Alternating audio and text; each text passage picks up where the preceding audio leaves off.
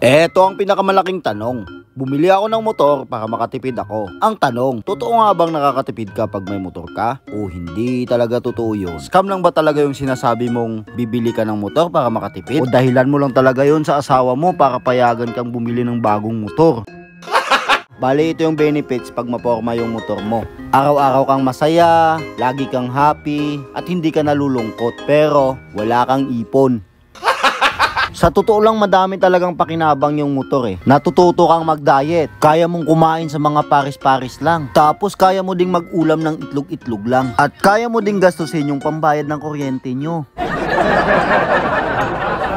Ngayong araw ay nandito tayo sa Moto Plus para makatipid ulit. Medyo nalalakihan pa kasi ako sa 35 liters na top box ni Toothless, kaya bibila natin siya ng bago. Eto, 28 liters to, kaya mas maliit to. Sakto, malapit na ang katapusan. 5 days na lang, sahod na naman. Kaya pwede mo nang gastusin ang pambayad sa bahay nyo. Tapos pagdating ng sahod mo, edi ibalik mo na. Tapos magtiis ka na lang ng 2 weeks, kayang-kaya mo yan. Pwede ka naman mag-ulam ng itlog, pansit canton o di kaya sardinas.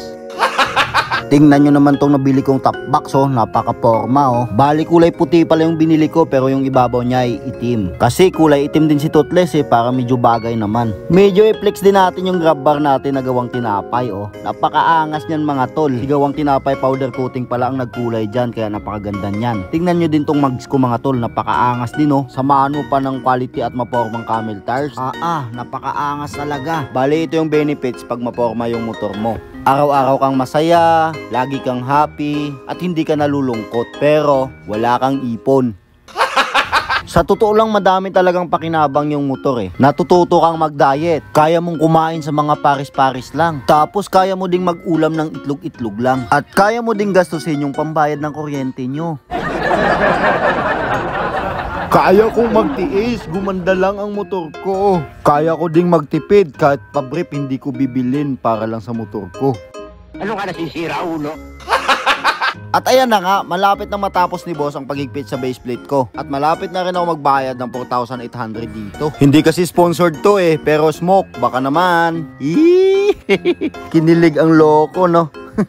Bali pala ang nagustuhan ko dito sa maliit na to mga tol ay hindi siya malaki. Tapos maliit siya. At ayun na nga, naikabit na yung top box natin mga tol. At maporma naman na talaga siya. Ayan, pag binuksan mo, mayroon siyang mga foam sa loob na maganda. Tapos dito nga ini-explain ng nagkabit kung anong dapat gawin sa top box. Lalong lalo yan yung pinapakita niya. Kailangan daw pag nagbukas, dahan-dahan lang at baka maputol yan. Kasi kapag naputol daw yan, ay kailangan ko na naman bumili ng bago. Joke lang, hindi niya sinabi yon. At dito nga in-explain niya na kailangan daw susian, baka manakaw. Tapos may dalawang susi na binigay sa akin mga tol. Para pag nawala yung isa, may isa pa akong wawalaing susi. Hindi, dalawa na yung nawala.